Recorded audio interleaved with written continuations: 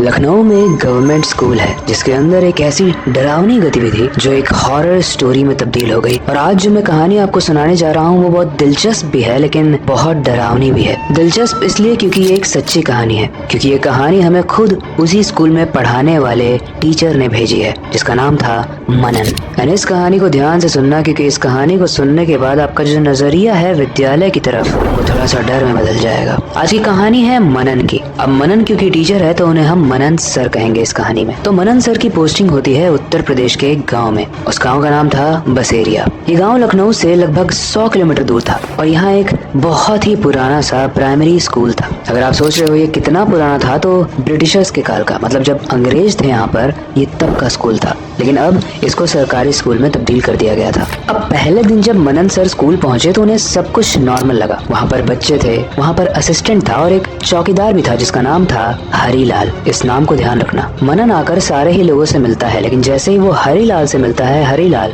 उसे एक बात कहता है। वो हरीलाल कहता है कि सर, अगर कभी भी आप स्कूल में 5 बजे के बाद रुकना ना, तो पुराने साइंस लैब वाले कमरे में मत जाना, क्योंकि वहाँ कुछ है। अब मनन सर क्योंकि साइंस के टीचर थे तो वो हंसते हुए बोले कि देखो भाई, मैं साइंस का टीचर हूँ, मैं ये सब फालतू चीजों पे विश्वास नहीं करता हूँ, तुम परेशान मत हो, मैं ठीक हूँ। पर हरीलाल ने मनन सर की आंखों में देखकर बोला कि यहाँ पर भूत नहीं है सर, यहाँ पर एक बहुत डरावना श्राप है। वेल, मनन ज्यादा बहस नहीं करता है। वो बोलता है कि आपको जो बताना था आपने बता दिया, अब चलिए जाइए। मनन सर को लगता है कि मैं नया हूँ इसलिए वो मेरा मजाक उड़ा रहा है या तो मुझे डराने की कोशिश कर रहा है। ज्यादा वो अपनी पुरानी वाली एटीट्यूड दिखा रहा है कि मैं इस स्कूल में पहले से हूँ तो मैं जो बता रहा हूँ वही सही है। इसलिए मनन इस चीज को इग्नोर कर देते हैं। वेल, कुछ दिन बीते और स्कूल में एक नए स्टूडेंट की एंट्री होती है। एक स्टूडेंट जिसका नाम था रोहित। अब इस चीज को ध्यान से सुनना कि रोहित एक 6th क्लास का छोटा लड़का था और वो बहुत ही तेज और क्यूरियस था। हर चीज उसे जाननी थी, उसे हर वक्त कुछ ना कुछ पूछना होता था। और एक दिन वही रोहित मनन सर के सामने आता है और पूछता है, सर वो साइंस लैब वाला रूम कब खुलेगा, मुझे अंदर देखना है। मनन सर उसे मना कर देते हैं कि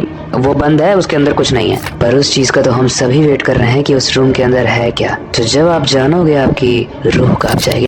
अब गाइस, जिस दिन रोहित मनन सर से पूछने गया था कि उस कमरे में क्या है, मनन सर ने मना किया था, राइट। अब उस दिन तो रोहित अपने घर चला गया था, लेकिन अगले दिन वो स्कूल नहीं आया। और जब उसके घर पर कॉल किया गया तो उसके घर वालों ने बोला कि वो तो स्कूल के लिए निकल गया है। तो रोहित गया कहाँ? स्कूल के सारे ही लोग परेशान थे, रिपोर्ट्स भी लिखवाई गई, लेकिन कुछ पता ही नहीं चल रहा था। लेकिन कहानी में आने वाला है एक ट्विस्ट, इसलिए ध्यान से सुनना। रोहित के लापता होने के 2 दिन के बाद वो हरीलाल, आपको याद है मैंने कहानी में बताया था कि एक हरीलाल चौकीदार था, वो भागते हुए मनन सर के पास आता है और बोलता है कि मनन सर, उस साइंस लैब का ताला कैसे खुला हुआ है। दोनों भाग कर जाते हैं और देखते हैं कि सच में उस गेट का ताला खुला हुआ है, लेकिन खोला किसने। और मनन सर जैसे ही अंदर जाते हैं उनकी रूह कांप जाती है, क्योंकि एक बहुत बड़ा सा सर्कल बना हुआ था और उसमें हड्डियां रखी हुई थी। और हड्डियां किसी एक चीज की नहीं थी, बल्कि इंसान के शरीर में जितनी भी हड्डियां होती हैं वो सब कुछ लाइन से रखी हुई थी सर्कल में। और जैसे जैसे मनन सर आगे बढ़ रहे थे उनका दिल भी धड़क रहा था कि कहीं ये वही ना हो जो मैं सोच रहा हूँ। एंड गाइस, उस सर्कल में एक एरो बना हुआ था जो एक टेबल की तरफ इशारा कर रहा था, जिसके अंदर एक बॉक्स रखा हुआ था। और उस बॉक्स को जैसे ही मनन सर ने खोला,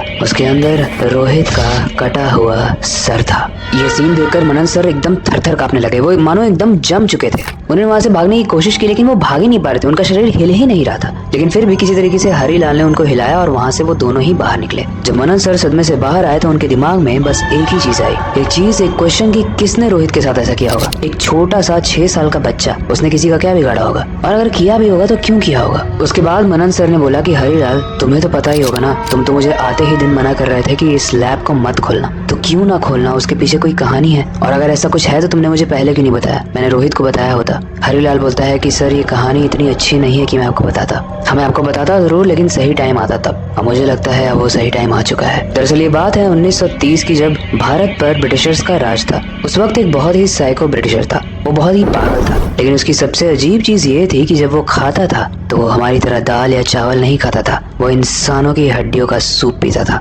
वो खून पीता था और इंसानों का चमड़ा खाता था। अगर आप हमारे एपिसोड में नए हो तो आपको नहीं पता होगा, तो मैं आपको बता दूं कि कुछ लोग होते हैं जो कैनाबॉलिक होते हैं। कैनाबॉलिक यानी जो इंसान को ही खाते हैं। और ऐसे लोगों का शौक होता है कि वो इंसान को मार के खाएं। कुछ लोग मरे हुए इंसान को खाते हैं, और कुछ लोग, जिस तरीके से कुछ लोगों को फ्रेश मछली, फ्रेश मीट पसंद होता है, वैसे ही ऐसे कैनाबॉलिक लोगों को इंसान का फ्रेश मीट पसंद होता है। उस ब्रिटिशर का नाम था एडम, और ये स्कूल पहले एक ब्रिटिश स्कूल हुआ करता था।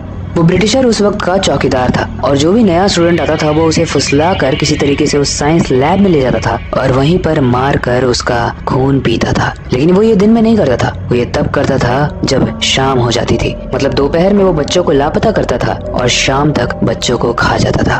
जब मैंने ये रिसर्च की कि अगर बच्चे लापता हो रहे थे तो किसी को कोई फर्क नहीं पड़ रहा था, तो मुझे पता चला कि पहले के जो भारतीय लोग होते थे, पहले के जो इंडियन लोग होते थे, उनकी कोई वैल्यू नहीं होती थी जब हम ब्रिटिश राज में थे। तो चाहे कितने भी फैमिली कंप्लेन कर ले कि मेरा बेटा लापता हो गया है, मेरा बेटा मिल नहीं रहा है, किसी के कान में जू नहीं रेंगती थी। लेकिन जब ये केसेस बहुत ज्यादा हो गए, लगभग 50 बच्चे वो खा चुका था और उसमें से एक अंग्रेज का भी बच्चा था। उसके बाद इस केस को जब हाईलाइट किया गया तो एडम को पकड़ा गया और गांव वालों ने मिलकर गुस्से में उसका गला काट दिया। उसका गला काटने के बाद ऐसा माना जाता है कि वो तो मर गया लेकिन उसकी आत्मा अभी भी उसी साइंस लैब में बंद है। इसी वजह से मंत्रों का उच्चारण करने के बाद उस लैब पर ताला लगाया गया था और उसके बाद से मना किया जाता है कि उस लैब को मत खोलना, वरना वो ब्रिटिशर जिसे इंसान खाना पसंद है वापस से आजाद हो जाएगा। और शायद इस कहानी में अभी राइट नाउ यही हुआ है। जब मनन को ये सारी स्टोरी हरीलाल ने बताई तो मनन, क्योंकि साइंस का एक टीचर था, उसे इन चीजों पे उतना विश्वास तो नहीं हुआ, लेकिन उसने बोला कि इसका सोल्यूशन क्या हो सकता है, क्योंकि अगर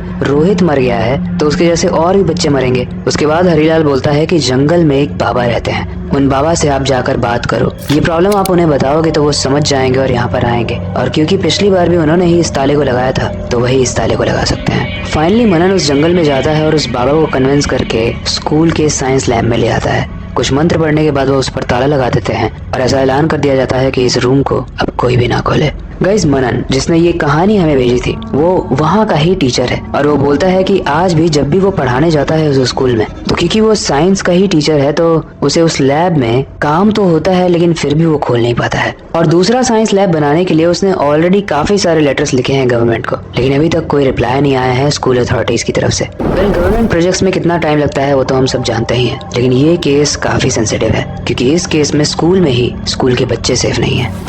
मनन ने भी मुझसे मेरा ओपिनियन पूछा था, लेकिन ये ओपिनियन मैं आप सब पे छोड़ता हूँ। आपको क्या लगता है कि क्या उस साइंस लैब में कोई आत्मा है या फिर ये किसी इंसान का काम है? हमें कमेंट सेक्शन में आत्मा या इंसान लिखकर जरूर अपना ओपिनियन बताना। बाकी आई होप आज की कहानी आपको इंटरेस्टिंग लगी होगी। ऐसी और कहानियों के लिए हमारे पेज को फॉलो जरूर करना। बाकी अगर आपके पास कोई डरावना सजेशन है जिसे आप चाहते हो कि हम आने वाली स्टोरीज में कवर करें तो उसे भी हमें कमेंट सेक्शन में बताना। इसी के साथ वक्त आ चुका है इस कहानी का अंत करने का और नई सुपर इंटरेस्टिंग लेकिन डरावनी स्टोरी पर काम शुरू